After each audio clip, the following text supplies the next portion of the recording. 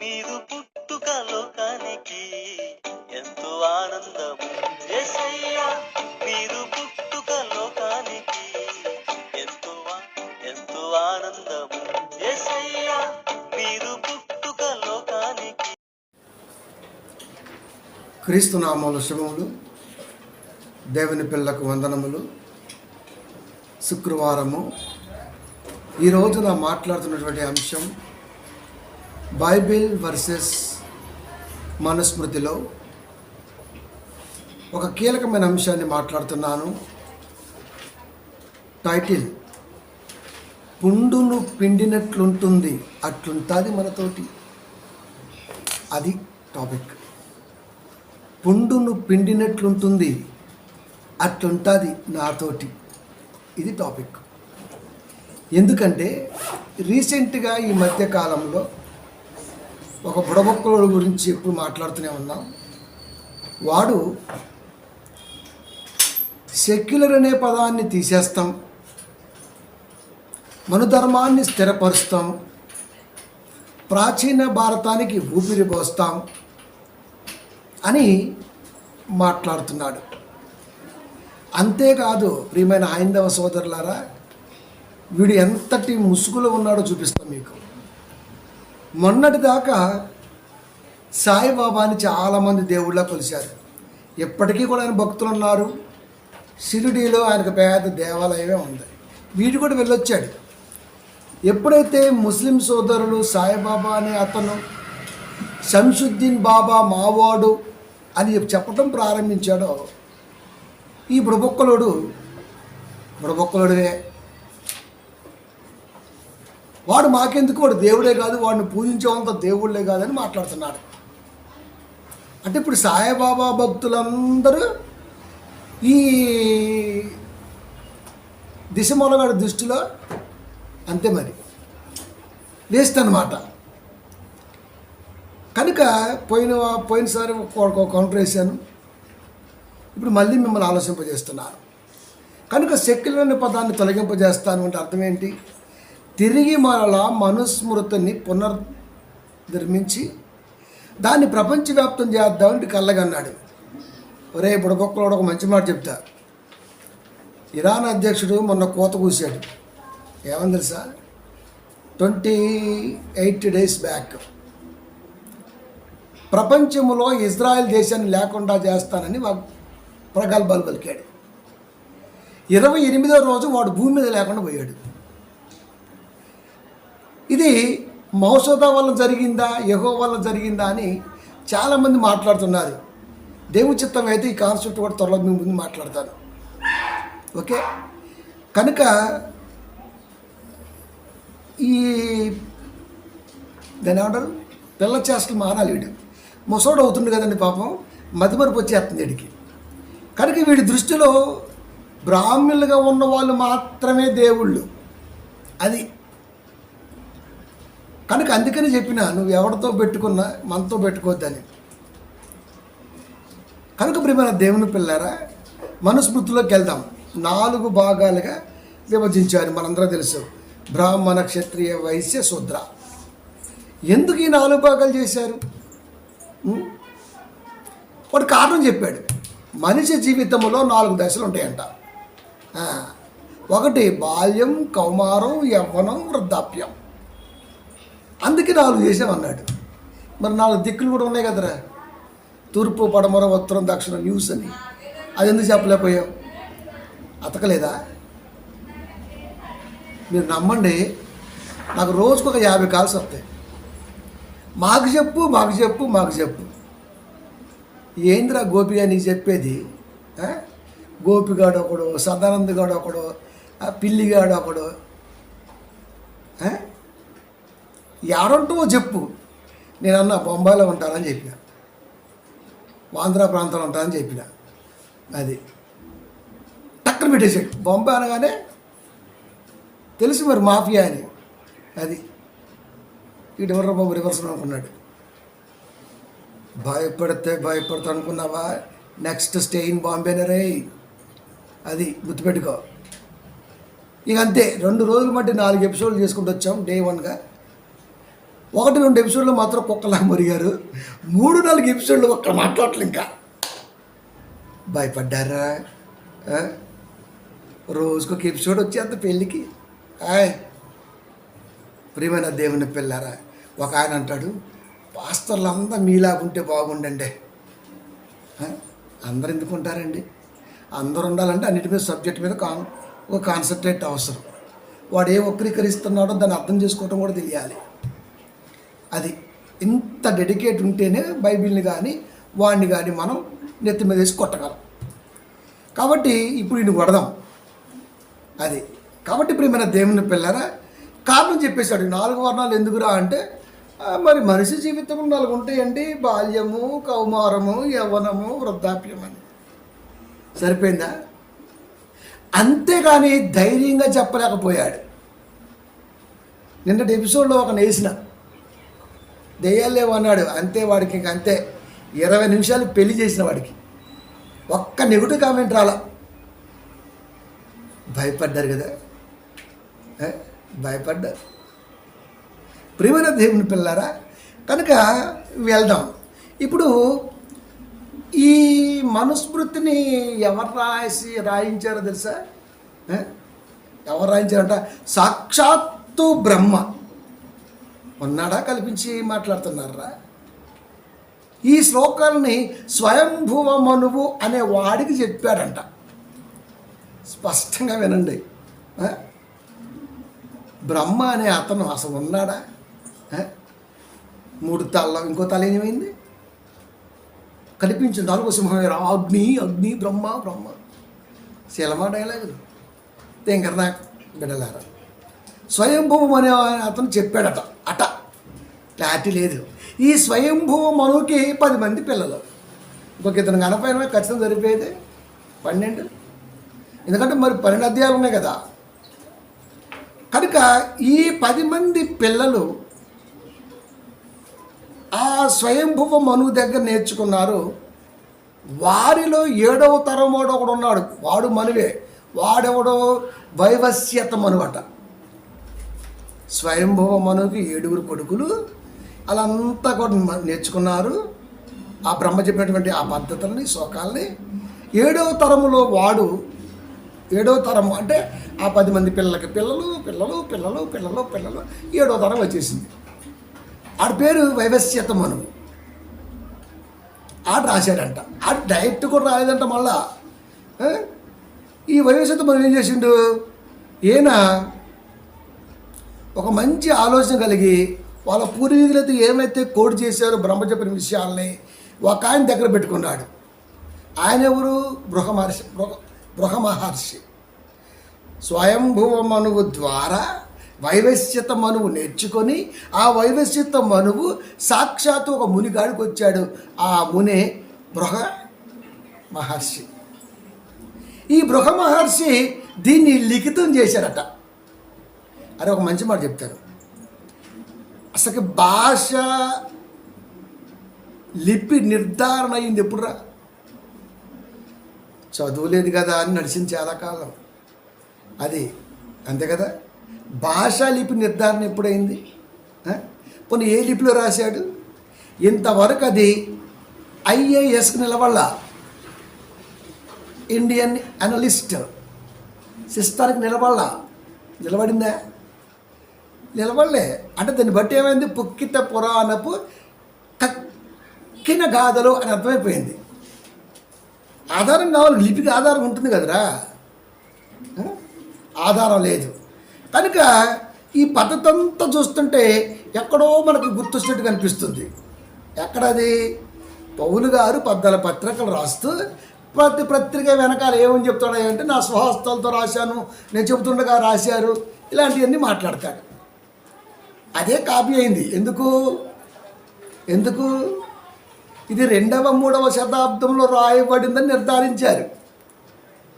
అది అంతేగాని బ్రహ్మ చెప్తే స్వయంభువ మనువు రాయటం, ఆ స్వయంభువ మనువు సంతానములో 7వ వాడైన వైవస్యత మనువు రాయటం, ఆ మనువు రాయటం కూడా కాదు, చెప్పటం, ఆయన బృహ మహర్షి లిఖితం చేయటం, ఈ కల్పితాలు నిర్ధారణ అయిపోయింది.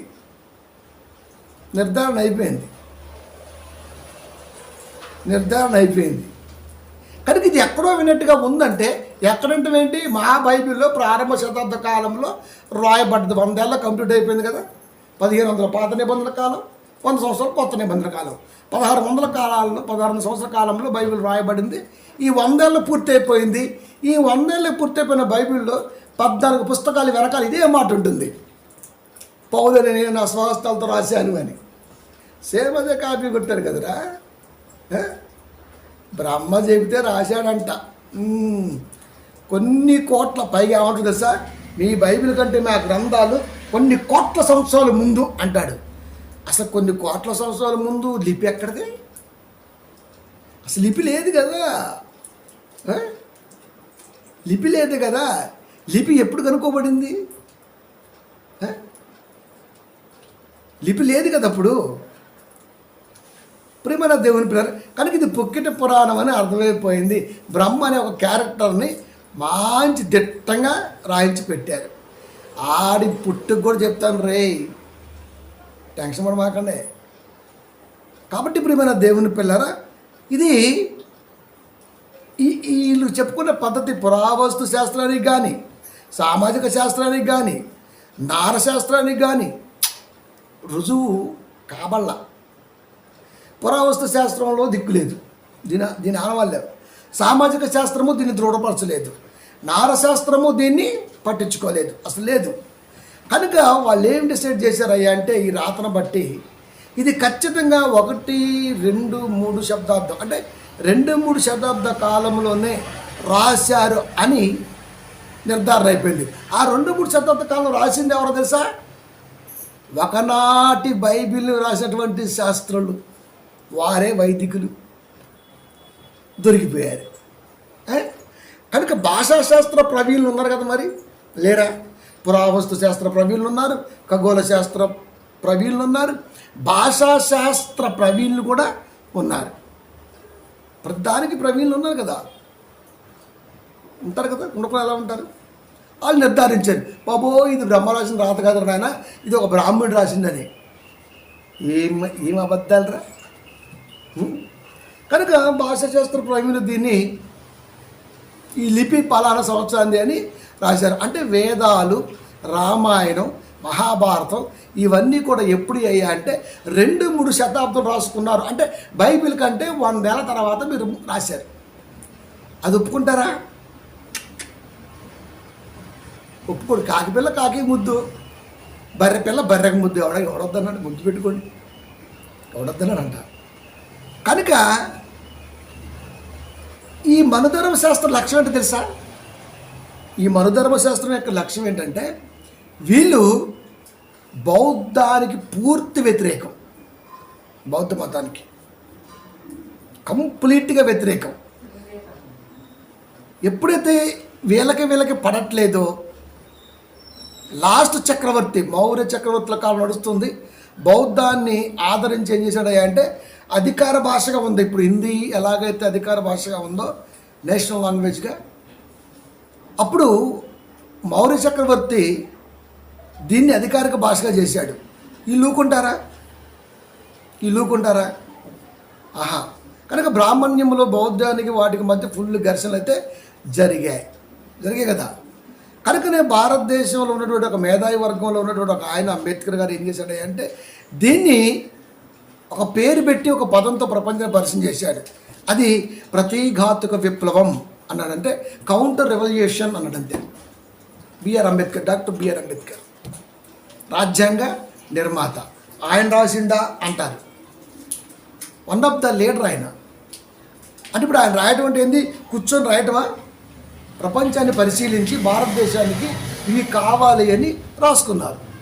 సెక్షన్లు కానీ లేకపోతే మరొకటి కానీ రాసుకున్నారు. రాజ్యాంగంలో ఒక టీం ఉంటుంది, దేనికైనా ఒక టీం ఉంటుంది. ఆ టీము ప్రస్తావన చేస్తారు కానీ ఆయన రాసినని మాత్రం ఎవడు ఒప్పుకోడు. మరి పౌలు గారు కూడా చాలాసార్లు బైబిల్ చెప్పే రాయించుకున్నారు.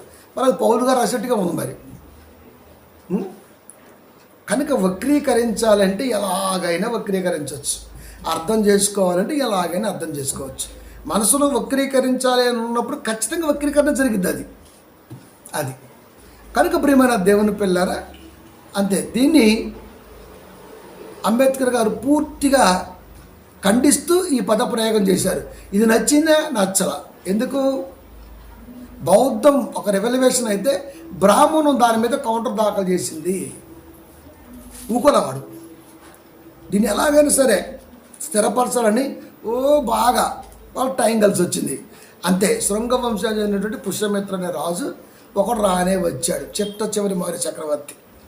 అది అప్పటికే పరిపాలిస్తున్నటువంటి వాడిని బృహద్రుడిని ఖచ్చితంగా సంహరించేసి బౌద్ధ ఆలయాలని ఆరామాలని పడగొట్టేసి వాళ్ళతో చేతులు కలిపేసేసి ఎవరితో?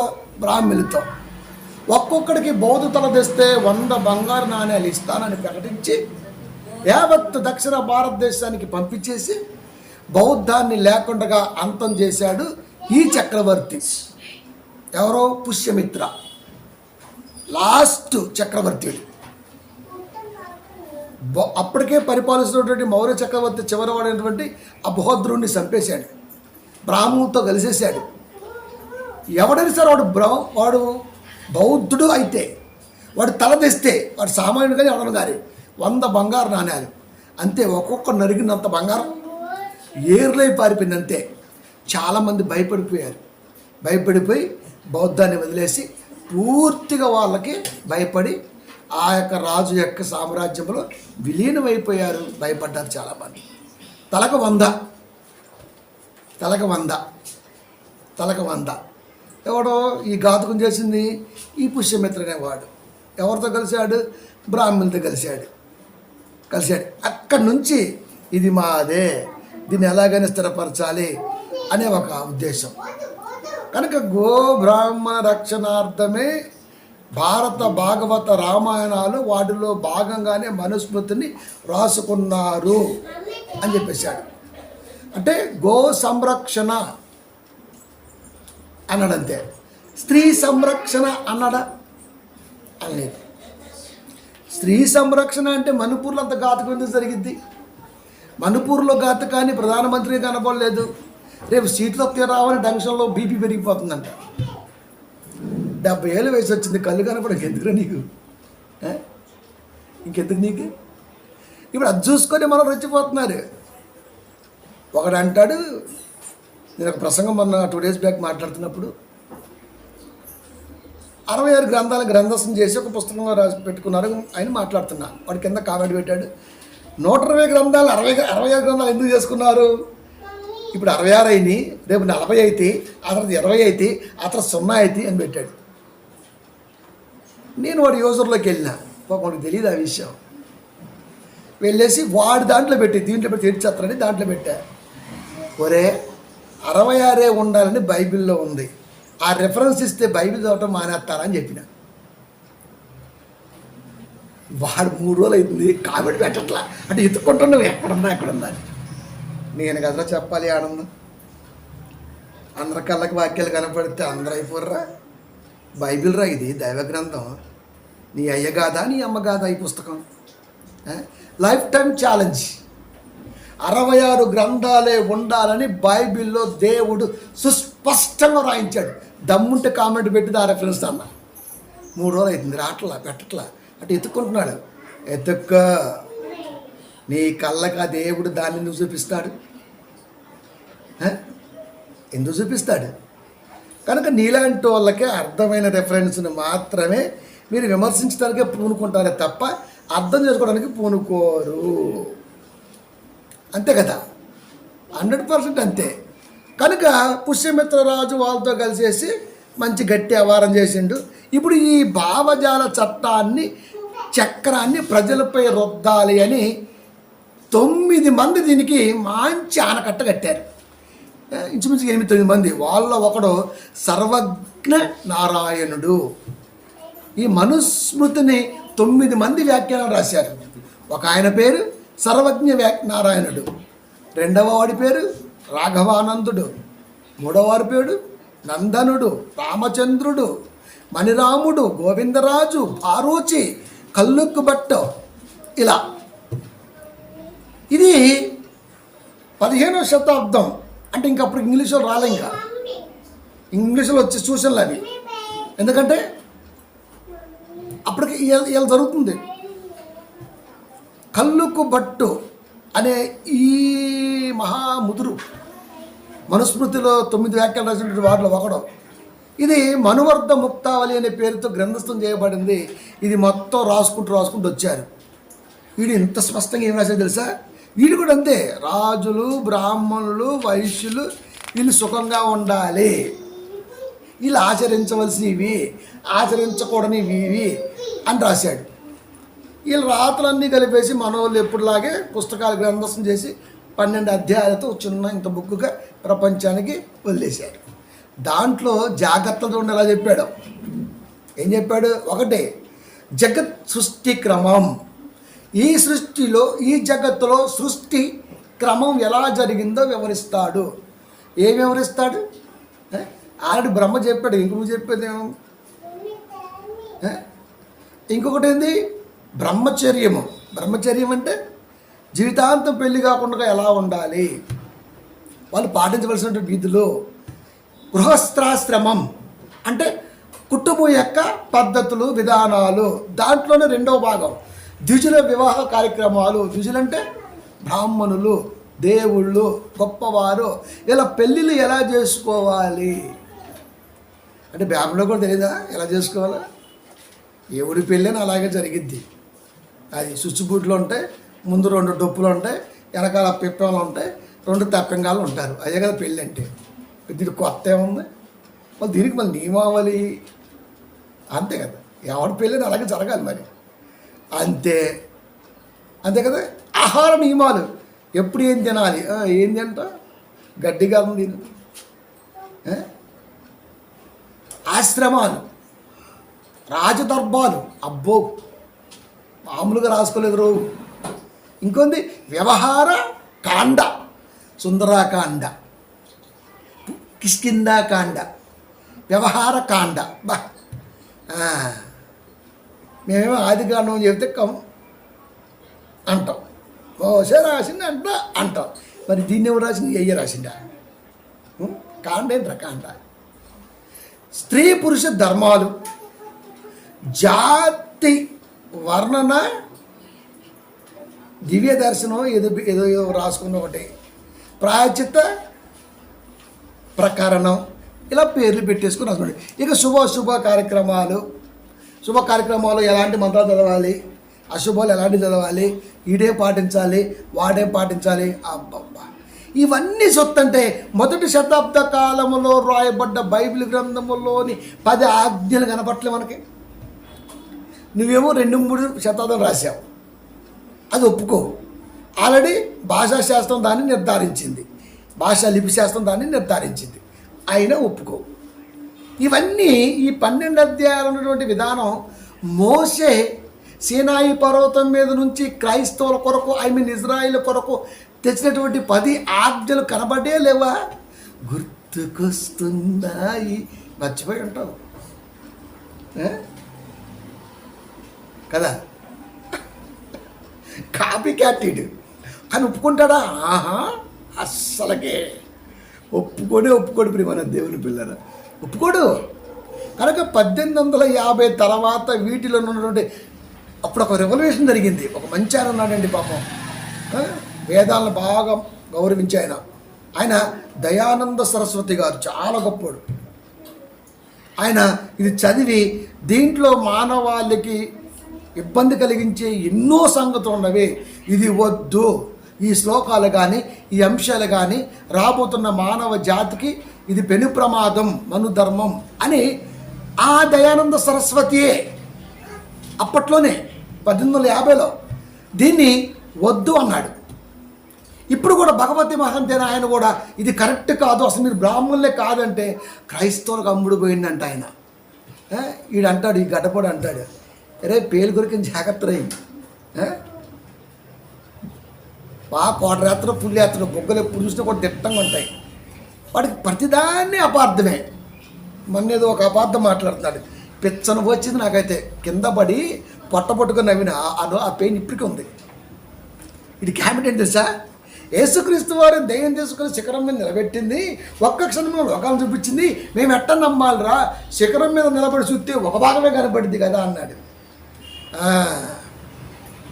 దాని మీద మరి మంగళవారం కౌంటర్ తట్టుకుంటావా? ఏరా తట్టుకుంటావా? నా కౌంటర్ నిలబడేవాడు భూమి మీద పుట్టడురా. అది అందుకని బ్యాచ్ అంతానికి వెళ్ళిపోయింది. 2 రోజులు ఒక్కడ మాట్లాడట్లా, ఎక్కడ దొంగ గప్చు. వాడు అంటాడు, ఈడేంట్రా ఇలా ఉన్నాడు. మరి ఎలా ఉంటారా? పాస్టర్లు అంటే తల ఉంటారు, ఎలా ఉంటారు? ఒరే నిన్ను మాటలతో చంపేస్తాను రే. అది కానీ వాడు అదొక కౌంటర్. అది నవ్వుతుండు, నవ్వుతుండు.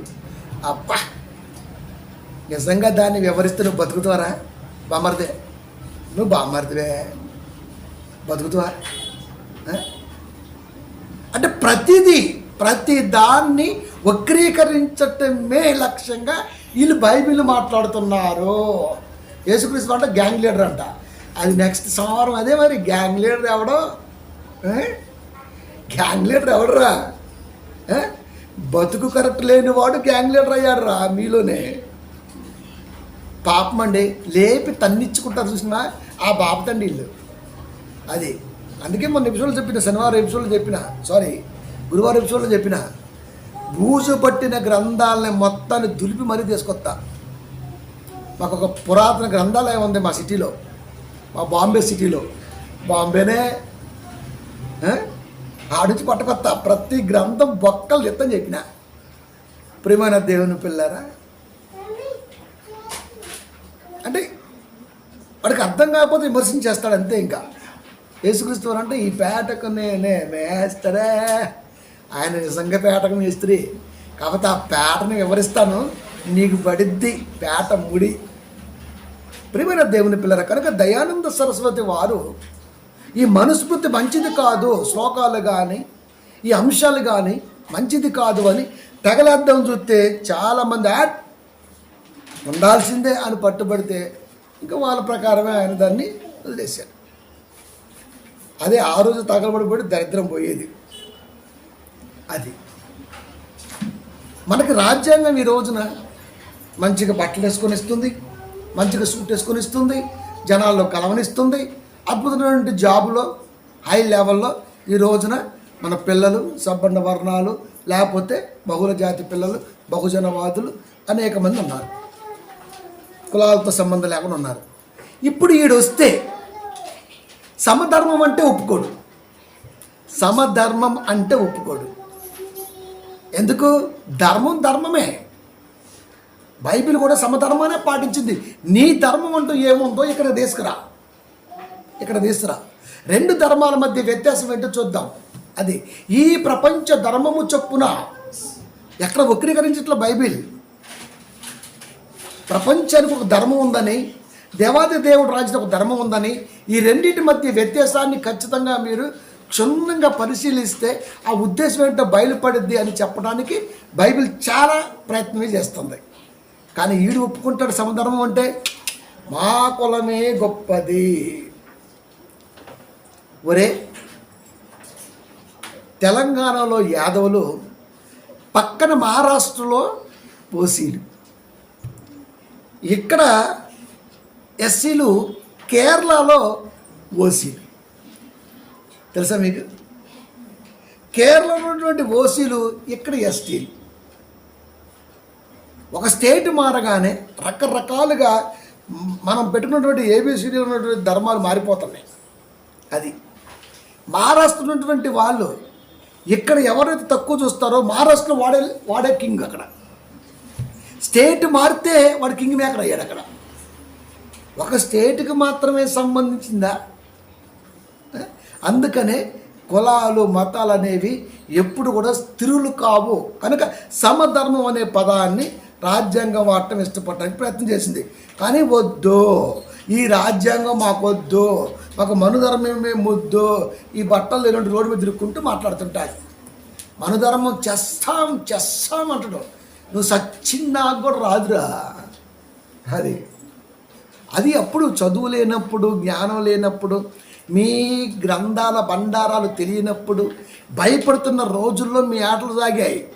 ఇప్పుడు మీరే భయపడుతున్నారు. ఇంకేడా లోక్సభలో బిల్లు పాస్ చేస్తే పక్కన నీ అమ్మమ్మ కూడా ఉన్నాడు, ఐరాస, ఐక్యరాజ్య సమితి. ప్రపంచ దేశాలు మొత్తం వాడి మాట వినాలి, లేకపోతే నీ మాడు బగులుద్ది. తెలుసా తెలుసా అది ఇజ్రాయేలుడు మనకు ఫోన్ చేశాడు, ఏం జరుగుతుంది మణిపూర్లో అంతే. అయ్యా అంత బాగానే ఉంది అయ్యా, ఎన్ని ఫేక్ అయ్యా అని ముసల కన్నీరు గార్చావు కదరా. గడగడలాడుకుంటూ ఇజ్రాయేల్ వెళ్ళిపోయి కాళ్ళు పట్టుకొని వచ్చాడు మనోడు. ఇక్కడేమో మేకపోతే మీరు మనోళ్ళు కింగ్లా అంటాడు అంతే. కింగ్లా బొంగులా ఏముండదు. స్టేట్ దాటిందంటే ఉచ్చబడిపోద్ది అడికి. తెలుసా అమెరికా వాడు కలిగి దండం పెడుతున్నాడు మనోడు. ఇంట్లో కాదు వీధిలో కూడా పులిగానే ఉండాలా అది. కాబట్టి ఇప్పుడు మన దేవుని పిల్లరా కనుక ఇవన్నీ చెప్పుకుంటూ వచ్చి ఇదిగో కొన్ని కులాలు పుట్టటమే నీచంగా పుట్టాయి, కులాలను బట్టే వృత్తులు అని చెప్పుకుంటూ వచ్చాడు. నీచమైన కులాల జీవన విధానం కూడా నీచంగానే ఉంటుంది. అవునా? అపవిత్రమైన కులాలు, అపవిత్రంగా పుట్టిన వాళ్ళు ఇలా వర్ణించుకుంటూ వచ్చాడు. అందుకే ఎగ్జాంపుల్గా చెప్పాడు, ఒక డ్రైనేజ్ తీసేవాడు కులం ఏంటో తెలుసా? నీ ఇంట్లో ఒంట్లో మురికి పైపుల ద్వారా ఎక్కడికో వెళ్ళి అది అక్కడ ఆగి దరిద్రం అంతా బయటకు వచ్చి వారం రోజులు అవుతుంటే నువ్వు ముక్కు మూసుకొని పోయావే తప్ప నువ్వు క్లీన్ చేయలే. వాడు ముక్కు మూసుకోకపోయినా కూర్చొని శుభ్రం చేసి నీకు ప్రశ్నించి ఇచ్చాడు. నువ్వా ఉత్తముడు వాడా? కులాన్ని బట్టి పుట్టుకలో ఉండదురా, గుణాన్ని బట్టి ఉంటుంది. అది అది కనుక ప్రియమైన దేవుని పిల్లల కుల వృత్తుల్ని ఎప్పుడు కూడా అవమానపరచకూడదు. ఎదుటివాడు చేస్తున్న పనులను ఎప్పుడు కూడా కించపరిచి మాట్లాడకూడదు. అది నీ పల్లకి మూసలంతా ఏ కులస్తులు? నువ్వేమో బర్రె పడ్డాక దాంట్లో కూర్చుంటావు, వాళ్ళతో నువ్వు మోపెత్తావు, మళ్ళీ పైగా ఓహోం ఓహోం అనిపిస్తుంటావు. ఎందుకు? ఎందుకంట కనుక ప్రియమైన దేవుని పిల్లరా వీడికి మన తెలుగులో కూడా ఉన్నారండి. ఒకడేమో పవర్ లైన్ స్టారు, ఒకడేమో పప్పు, ఒకడేమో తుప్పు. వీళ్ళ ముగ్గురికి మిగతా కులాలంటే ఎవరికి ఇష్టం ఉండదండి. ఎస్సీ ఎస్టీ బీసీ మైనార్టీ అంటే ఇష్టం ఉండదు వీళ్ళకి. అందుకని అడ్రస్ లేకుండా దక్కేస్తున్నారు రేపు జనం. 4వ తారీఖు మొత్తం అప్పమే రేపార్టీ. ఇంకా మీకు ఈసారి బెంగళూరు కాదు గోవా, ఆడైతే కేసులు ఉండవు, ఈడైతే కేసులు ఉంటాయి. ఆడ చేసుకోండి గట్టిగా, బెంగళూరులోకి వెళ్ళి రేపార్టీని ఆడ మానేసి ఆడ చేసుకోండి. కనుక ఇంత నీచంగా చూస్తుంటాడు వాడు. బైబిల్ వచ్చిన తర్వాతే కదరా మనిషికి విలువిచ్చింది. వృత్తులు బట్టి కులాలు ఏంటరా? ఇవాళ వృత్తులు బట్టి కులాలు ఉన్నాయా? లేవు. నాకు నచ్చిన పని నేను చేసుకుంటా, అది అంతేనా? అంతేకాదు బాబోయ్, అసలు వాడు ఫస్ట్ ప్రారంభంలో మనకు పేర్లు పెట్టాం. పెంటయ్య నీచమైన కులస్తుడికున్న పేరు అది, తెలుసు మీకు? ఇలాంటి పేర్లు ఎలా ఉంటుంది? పెంటయ్య, పెంటమ్మ, బూదియ్య, బూసిమ్మ, ఇలాంటి పేర్లన్నీ ఎవడుకుంటే తెలుసా? వారి దృష్టిలో నీచమైన కులాలకే ఉంటాయి. వాళ్ళకైతే వర్మ, గుప్తా, లేకపోతే మరొకటి రాజు వెనకాల వాడు ఎవడం కానీ, సోంబేర్ రాజు, ప్రభాస్ రాజు. ఆడు ముందు సోంబేర్ని పెట్టాడు రాజే. అది యాదవ రాజు, అంతేనా? మనకేం పెట్టారు? బొందయ్య, బొందమ్మ. అబ్బాబ్బా, ఆ పేర్లు పలకడం కూడా ఇబ్బంది అవుతుంది బాబా. అంతే కదా, వాడికేమో ఆ పేర్లు. కనుక పేర్లు బట్టి కూడా వాడేంటో మనం చెప్పొచ్చు. అందుకనే బైబిల్ పేర్లు మార్చమని చెప్పింది. ఎందుకు నామకరణం చేంజ్ అని తెలుసా? అందుకే. ఎంత గొప్పడండి దేవుడు. మీ ముత్తాతల తాత తెలియకుండగా వాడు పెట్టిన పేర్లు చాలామంది అవుతున్నారు కనుక ఆ పేరు వద్దు, నీటి బాప్టిజంతో నీ పేరు పెట్టో కింగ్ అనే, అంతే వచ్చేసాడు బయటికి. ఇప్పుడు ఓర్చుకోలేకపోతాడు. ఆయన కింగ్ అని పెట్టుకున్నది మనోడి పేరే అంటాడంతే. అరే అవలే, ఇక్కడ నీకు అర్థం కావాలి, నువ్వు పెట్టిన పేర్లు అవన్నీ మా వాళ్ళకి సెంటిమెంట్ ఎక్కువ. వాళ్ళ ముత్తాతో తాతో వాళ్ళ అమ్మమ్మ వాళ్ళ ఆయన ఓడకపోతే అచ్చ శకుడు మన ఆయనమ్మి అంతే, ఇది అని పేరు పెట్టేస్తారు. నువ్వు నేర్పింది అదంతా మళ్ళీ ఎందుకు? మళ్ళీ వాళ్ళు ఎలా పుడతారని. అది నాయనమ్మ రూపంలో పుట్టింది, లేకపోతే ఒక ఆమె అంటది కుక్క అచ్చ మా నాన్నలాగే ఉండవు, కుక్క మీ నాన్నలాగా ఉంటే వెంటనే ఆ కళ్ళు ఆ ప్రేమ దీన్ని చూస్తుంటే అచ్చం మా నానే గుర్తొస్తాం నాకు, అందుకే దీన్ని నేను ఏసీలో చదువుకుంటున్నా అని చెప్పిందావా. నీ వర్ణకో దండం, నువ్వు నేర్పిన సాదృశ్యం ఏంటి అంతేనా. కనుక మా దేవుడే పేర్లు మార్చాడు. బాప్తిసం తీసుకున్నావా అంతే, పెంటయ్య కాస్త పాల్ అయిపోయాడు అంతే, ఓ కొత్త పేరు వచ్చేసింది. ఆడు పాలైనా ఆడు మా మనోడైనా పెంటయ్య అని చెబుతుంటే బందయ్యనుందా పెట్టు మంచి అదే పేరుతో ఒకలే మరొకయో లేకపోతే మరొకటో బైబిల్లో పేరు ఏదో ఒకటి. ఈ పేర్లను ఎందుకు మార్చింది బైబిల్? మీలాంటోడు నికృష్టుడిగా ఆలోచించి పెట్టాడు కాబట్టి దాన్ని కడిగింది బైబిల్. అది కడిగింది బైబిల్. కడిగింది. మిగతా కులాలు ఊరు బయట ఉండాలి. వాడు ఒక శ్లోకం ఇచ్చాడు. ఏం శ్లోకం? వాంసాసి మృతచ్చేలాని భానబాండేసి భోజనం. అంతే కదా, అంతే. కాస్నాయ సంగీపాయ పరిత్యావసానిత్యతే ఇత్యాసే. వాంసాసి మృతచ్చేలాన్ని భానబాండేసి భోజనం కాస్నాయ సవలం కాయ పరివత్యాస నిత్యాసే అని పెట్టాడు. అంటే అర్థం ఏంటి?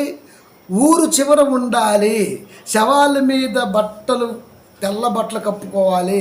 అంటే ఇలాంటి బట్టలు వేసుకోవటం మనకి ఇష్టం లేదు. ఊరు చివర ఉన్నవాడు కాటికి దగ్గరగా ఉంటాయి కొంపలో, ఆడు ఆ కాల్చే ముందు ఆ శవాలు బట్టలు ఎప్పుదీసి వేసేస్తారు కదా, మంచి తెల్ల బట్ట అప్పుడు చుట్టి అప్పుడే చుడతారు. కొన్ని బట్టలు ఉంటాయి ఇచ్చేస్తారు. అంటే శవాల మీద బట్టలు కప్పుకొని ఊరు బయట ఉండాలి ఇలాంటి తక్కువ వాళ్ళు అని చెప్పటం ప్రారంభించేసింది. ఇప్పుడు రాజ్యాంగంలో సవరణలు వచ్చిన తర్వాత, రాజ్యాంగం ప్రపంచానికి వచ్చిన తర్వాత ప్రతి ఓడు సూటేసి కోటేసి మంచిగా టిప్ టాప్ తిరుగుతుంటే ఈ బ్యాపరీస్కి నచ్చుతుందా?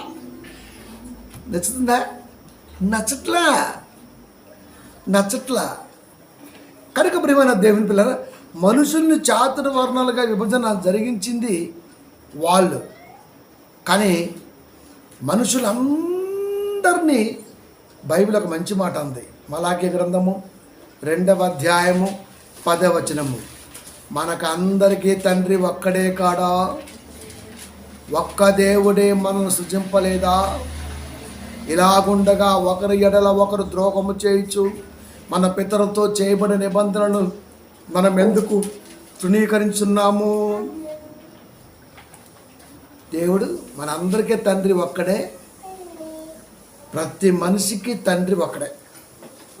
బైబిల్ చెప్పింది. మీరేం చెప్పారు? ఒకటి ఏడు నుంచి బైబిల్ గొప్పదా? మనుస్మృతి గొప్పదా? మనువాదం గొప్పదా?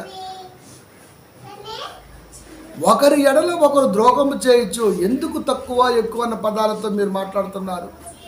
శిక్షలైనా, సంపద అయినా, ప్రేమైన, కార్యక్రమాలైనా, ఏదైనా వాళ్ళకి ఎందుకంత ప్రయారిటీ? మిగతా వాళ్ళకి ఎందుకు లేకుండా పోయింది? బైబిల్ ప్రశ్నించింది. ఊరుకుంటారా వీళ్ళు? ఊరుకోరు.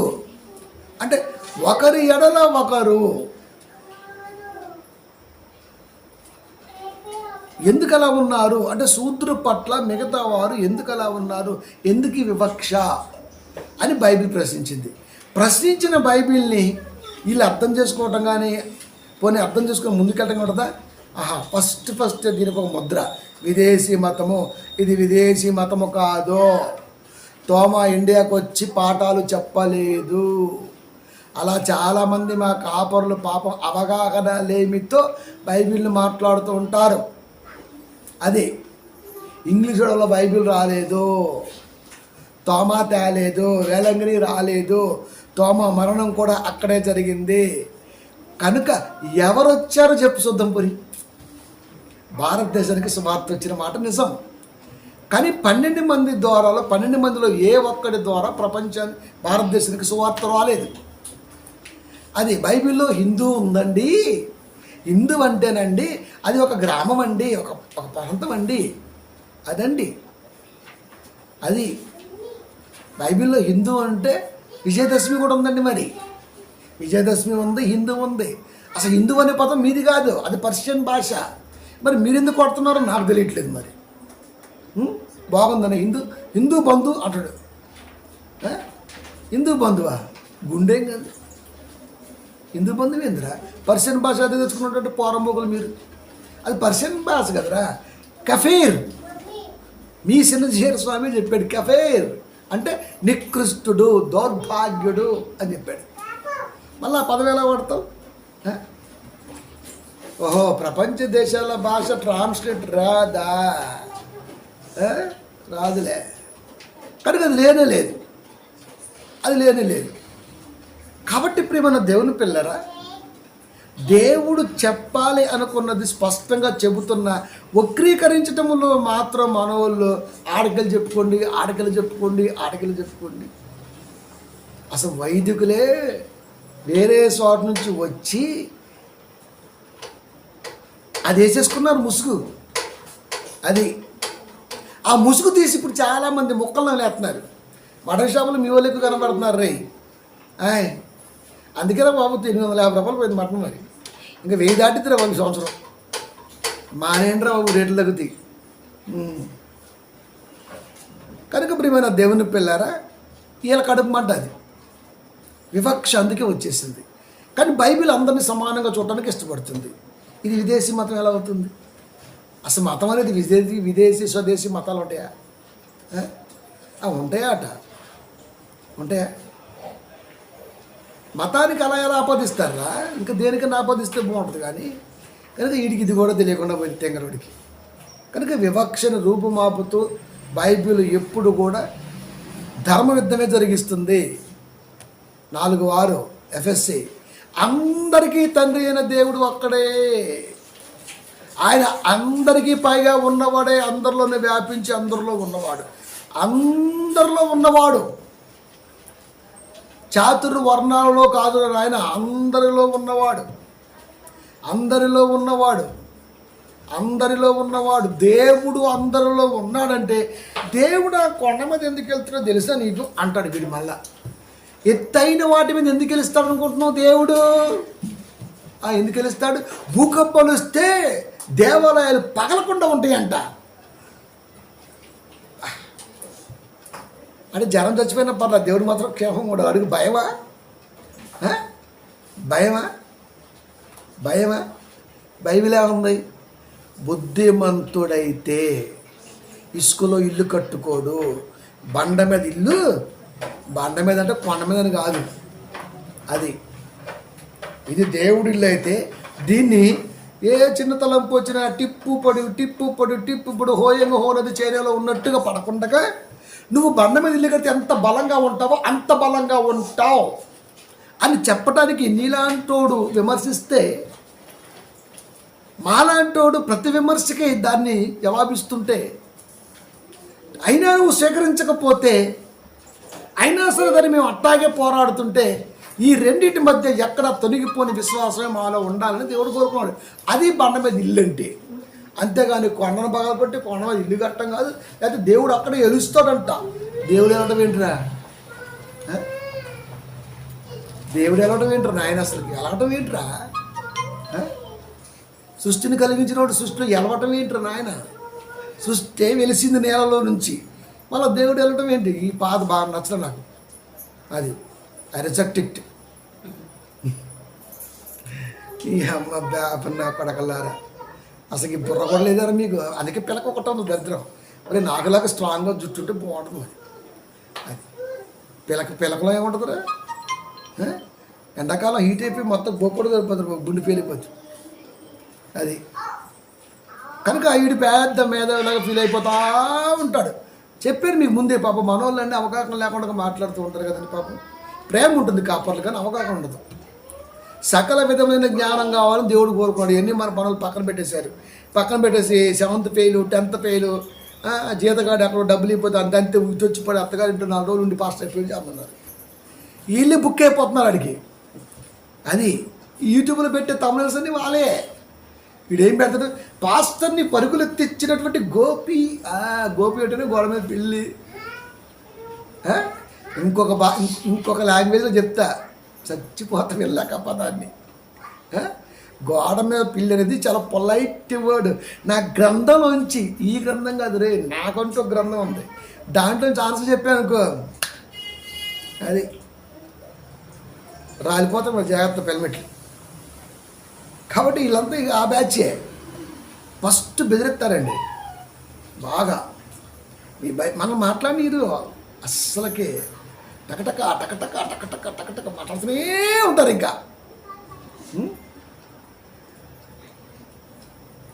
అందుకే చెప్పిన ఎపిసోడ్లో కూడా, నీకు దమ్ముంటే క్వశ్చన్, ఆ క్వశ్చన్ కోసం ఎదురు చూడు. ప్రశ్న వాడేస్తాడు, ఆన్సర్ కూడా వాడేస్తాడు. మరి మేమెందుకున్నాం? ఎవడైనా ప్రశ్నిస్తాడు, ఆ ప్రశ్నకి ఆన్సర్ కూడా వాడేస్తాడు. ఆడడం ఇంకా ప్రశ్నించడం ఎందుకురా? నిలబడు, దీని ముందు బైబిల్ ముందు నిలబడు. ప్రేమన దేవుని పిల్లారా, కనుక దేవుడు చెప్తున్నాడు ఏమని, అందరికీ తండ్రి అయిన దేవుడు ఒక్కడే. ఆయన అందరికీ పైగా ఉన్నవాడై అందరిలోని వ్యాపించి అందరిలో ఉన్నాడు. కొందరిలో ఉండేవాడు దేవుడు కాదు. 4 వర్ణాలలో, చాతుర్వర్ణాలలో దేవుడు ఉండడు. దేవుడికి ఉన్నది 2 వర్ణాలు, ఒకటి స్త్రీ, 2 పురుషుడు, అంతే. వర్ణం అనుకుంటే అది లింగాల్లో మారిస్తే అది, అంతేగాని నువ్వు చెప్పేటువంటి ఈ దరిద్రాలు, పాదాలు, భుజాలు, పొట్టలు, నెత్తులు, ఈ కాదు దరిద్రం. ఎక్కడ పుట్టాడు మనిషి? ఏబు గ్రంథం 31:17 ఒక మంచి మాట అండి, గర్భమును నన్ను పుట్టించిన వాడు వారిని కూడా పుట్టింపలేదా? గర్భమున నన్ను పుట్టించిన వాడు వారిని కూడా పుట్టింపలేదా?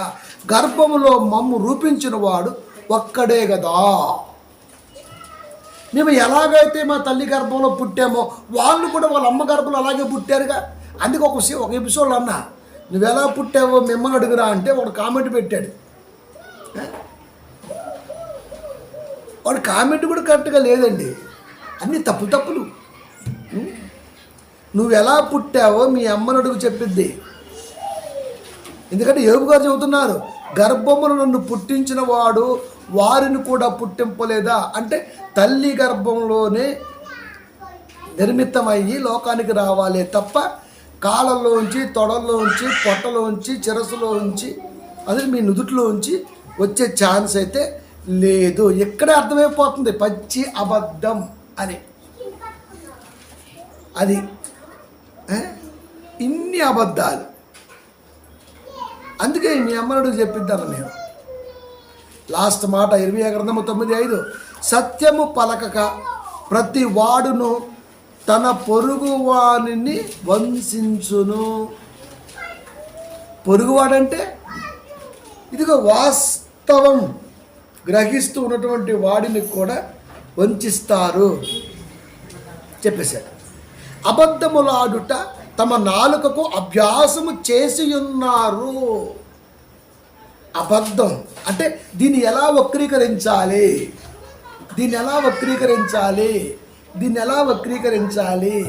వక్రీకరించడం చాలా ఈజీ అండి. అది వక్రీకరించడం చాలా ఈజీ. అది ఒక లైవ్ ఎక్స్పెరిమెంట్ చూడు. పులి ఒక జంతువుని నోట్లో పెట్టుకుంది, చాలా సింపుల్, అందరూ చూసింటారు ఫేస్బుక్లో. ఇటు నుంచి ఫోటో తీస్తే గొంతు పట్టేట్టు ఉంటుంది, అటు నుంచి ఫోటో చూస్తే మింగినట్టే ఉంటుంది. గొంతు పట్టుకుంది చంపడానికి కాదు, సేవ్ చేయడానికి. అది తీసుకెళ్ళి పడేస్తుంటుంది. అది చాలా కుక్కలు కూడా అంతే, పిల్లల్ని గొంతు పట్టుకొని తీసుకెళ్ళి వేరే చోట పడేస్తుంటాయి. అది వీడికి ఎటు చూసాడో మరి వీడు ఆలోచించటం. కనుక బైబిల్ కూడా అంతే, 2 అంచు గల ఖడ్గం. వక్రీకరిద్దామని చదివితే నీకు వక్రీకరించడానికే అది ఆన్సర్ ఇస్తూ ఉంటుంది. ఇదిగో దీన్ని లేవనెత్తు, దేన్ని లేవనెత్తాలి? యేసుక్రీస్తు వారిని శిఖరం మీద తీసుకెళ్ళి నిలబెట్టి, అదే చెప్పే మీకు, నిలబెట్టి లోకాలు చూపించిందంట. కొండ మీద మంచి శిఖరం మీద తీసుకెళ్ళింది ఓకే, ఒక పక్క చూపిస్తే ఒక పక్కే కనబడింది, మిగతా 3 పక్కల కనబడ్డాయి. ఆ? మరి మీ గ్రంథాల్లో మీరు ఏం రాసుకున్నారు సార్? మీ గ్రంథాల బొక్కలన్నీ తెలుసు నాకు. ఆ? తెలీదా? తెలుసు. దాని అర్థం అదా? ఆ? ఒక్క నిమిషం ఆయనకు చూపించి, ఎలా చూపించిందంట? ఆ? అక్కడ దేవుడు చెప్పాలి అనుకుంటుంది ఏంటో నువ్వు గ్రహించాలి. మాట మాటకి అపార్థం తీయచ్చు, మాట మాటకి అపార్థాన్ని కూడగట్టచ్చు, మాట మాటకి అపార్థమని వాగ్వివాదం కూడా చేయొచ్చు. ప్రతి రెఫరెన్స్ అది. కానీ దేవుడు ఏం చెబుతుండో అందుకే చెప్పిన, అంశక్రమానికి కాలక్రమానికి, అక్షర రూపానికి ఆత్మరూపానికి, ధ్యానానికి పరిశీలనకి, వీటి మధ్య వ్యత్యాస ఎప్పుడైతే నువ్వు గ్రహిస్తావో అప్పుడు ఖచ్చితంగా బైబిల్ని ఒక మంచి పటిష్టత గల ఆలోచనతో చదవచ్చు, లేకపోతే చదవలేము. అది కనుక ప్రియమైన దేవుని పిల్లారా, వీడు రాసుకున్నవన్నీ రాసుకుంటమే కాకుండా వీటిని ఎక్కడ కూడా ఏ దేవాలయాల్లో, వాళ్ళ దేవాలయాల్లో ఎవ్వడికి కూడా చెప్పడు. అది మంత్రాలు చదువుతాడు, ఏదో పూజ చేస్తాడు, పంపించేస్తాడు. ఎందుకు చదివిండో కూడా ఎవడో అడగడం. అడుగుతాడా? కానీ బైబిల్లో ఎవరు రాయబడి తెలుసా? ఏతు అడుగు ప్రతిదానికి నువ్వు సాత్వికముతో సమాధానము చెప్పు. నువ్వు అడిగే ప్రతిదానికి సమాధానం చెప్పమని మా గ్రంథం చెబుతుంది. నీ గ్రంథాన్ని చదువుదామంటే వద్దురా అని దయానంద సరస్వతి లాంటి మంచి మనుషులే దాన్ని బ్యాన్ చేద్దామంటే మీలోనే చాలామంది మొదలస్టప్పు నికృష్టపు మనుషులు దాన్ని కొనసాగించడానికి ప్రయత్నం చేశారు. అది కనుక నీ ఏదాలు కల్పితమే, నీ గ్రంథాలు కల్పితమే, గ్రంథాలు రాయబడ్డ వ్యక్తులు కల్పితమే, ప్రతిదీ కల్పితమే. నిజమంటూ ఏదీ లేదు. నిజమంటూ ఉంటే అది నిలబడిద్ది చరిత్రకి. ఇప్పటి వరకు చరిత్ర నిలబడ్డ గ్రంథం ఒక్కట్లేదు మీలో, కానీ బైబిల్ నిలబడుతూ వస్తూనే ఉంది. ఎందరో దీన్ని కొట్టాలని చూస్తున్నారు, దీనిలో ఒక్క రెఫరెన్స్ కూడా మీరు టచ్ చేయలేరు. అది అందుకే మీలాంటి తాడ తీద్దామని డైలీ ఎపిసోడ్ పెట్టారు. ఎందుకు మరి మిమ్మల్ని రోజు ఎక్కకపోతే నాకు నిద్ర పడదు కదా. అది కనుక ప్రియమైన దేవుని పిల్లారా, మామూలు కాదు అసలుకి ఇలా పరిస్థితి. అందుకని ఈరోజు అంశం అదే మాట్లాడుతున్నాం. పుండు నువ్వు పిండినట్లుంటుంది, అట్లుంటుంది మనతోటి. కనుక కెలగటం, అనవసరంగా తనువు తినటం ఇవన్నీ మానేస్తే మంచిది. అది కాబట్టి బైబిల్ ఎప్పుడు కూడా బైబిలే. దీన్ని వక్రీకరించాలని చూస్తే ఒక్క బార్లో పడేది మాత్రం మీరే.